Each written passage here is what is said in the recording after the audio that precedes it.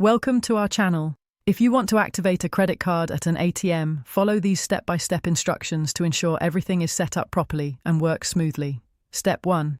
Begin by gathering all necessary materials and information you'll need for the activation process, including your account details, identification, and the specific card, device, or service you're activating.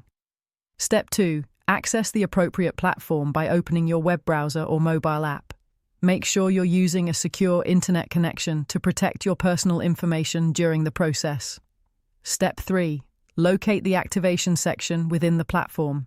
This is typically found in your account settings under a menu labeled Activate, Register, or Get Started. Look for clear instructions or prompts. Step 4. Enter all required information accurately, including card numbers, serial codes, or account credentials. Double-check each entry to avoid errors that could delay activation.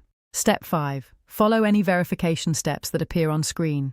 This may include receiving a confirmation code via text message or email, which you'll need to enter to proceed with activation. Step 6.